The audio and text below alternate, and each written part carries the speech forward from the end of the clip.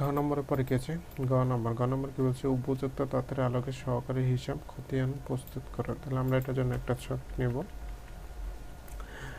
প্রতিষ্ঠার মালিককে Tuhin and brothers, তো আমরা লিখছি তুহিন অ্যান্ড ব্রাদার্স। আমরা করব কি? সহকারী খতিয়ান আমরা কিসে করতেছি? চলমান জের ছকে। কিন্তু আমরা জানি যে খতিয়ান দুইভাবে করা যায়, একটা হচ্ছে টি ছকে এবং আরেকটা হচ্ছে চলমান জের ছকে। তাহলে আমরা যেটাই করব সেটা এখানে উল্লেখ করে দিতে হবে। তো আমাদের উপযুক্ত যে লেনদেনগুলো আছে সেখান থেকে আমাদের খতিয়ান প্রস্তুত করতে বলছে। তো সেখান থেকে যখন খতিয়ান প্রস্তুত করব, তাহলে আমরা প্রথমে কি করব? সুমন ট্রেডার্সের হিসাবের নামে একটা খতিয়ান করব। তো সুমন ট্রেডার্স আমাদের জন্য কি? একজন দেনাদার। তাহলে দেনাদার যেহেতু তার নিকট আমরা বিক্রয় করেছিলাম, সুমন ট্রেডার্স হিসাব ডেবিট ছিল, অর্থাৎ দেনাদার হিসাব ডেবিট, এবং বিক্রয় যেহেতু করছি বিক্রয় হিসাব ক্রেডিট ছিল। তাহলে আমরা কি করব? এখানে তারিখের ঘরে আগে তারিখ দেব কত? 2015 সালের কোন মাস? মার্চ মাস। কয় তারিখ? 5 তারিখে। আমরা করতেছি কি? সুমন ট্রেডার্সের হিসাব। তো সুমন ট্রেডার্স যেহেতু ডেবিট, তার বিপরীত কি আছে? বিক্রয় হিসাব। তাহলে আমরা বিবরণী ঘরে লিখব বিক্রয় হিসাব। এখানে গণনায় অন দিয়ে দেবো, অর্থাৎ তুমি খ নম্বর অপশনে যে আমরা যে গণনা অন করলাম, সুমন ট্রেডার্সের কত টাকা হয়েছিল? 14,400 টাকা। তাহলে আমরা এখানে আর গণনা না করে সেটা কি করবো? 14,400 টাকা এখানে লিখবো। যেহেতু সুমন ট্রেডার্স হিসাব কি ডেবিট, তাহলে আমরা টাকাটা বসাবো কি? ডেবিট কলামে 14,400 টাকা।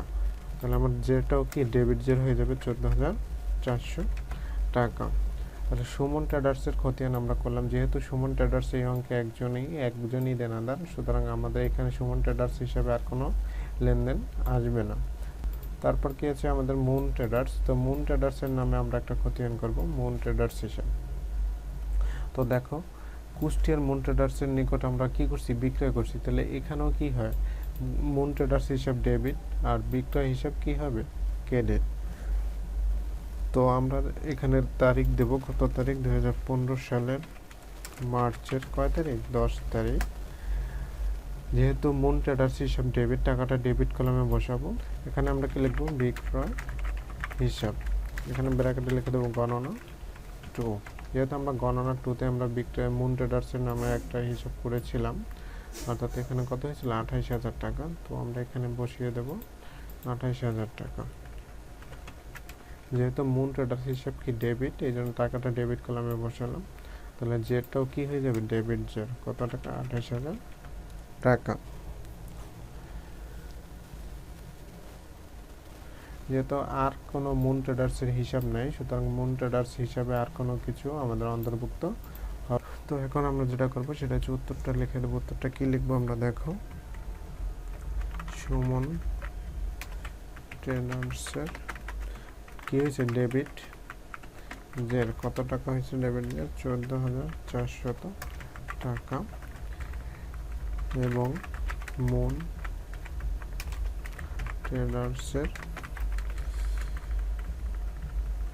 ক্রেডিট, মুন ট্রেডার্সের কি? ডেবিট জের কত টাকা? 28,000 টাকা।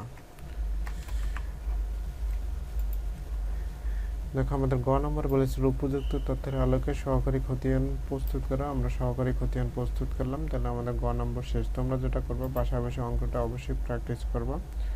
আর যদি কোথাও না বুঝে থাকো অবশ্যই কমেন্ট করে জানাও। আর ভিডিওগুলো কেমন হচ্ছে তোমরা অবশ্যই সেটা কমেন্ট করে জানাও। ভালো হলে সেটাও কমেন্ট করে জানাও, আর যদি তোমাদের বুঝতে অসুবিধা হয় সেটাও তোমরা কমেন্ট করে জানাও। সবাই ভালো থাকো। আজকের ক্লাস এ পর্যন্তই। আল্লাহ হাফেজ।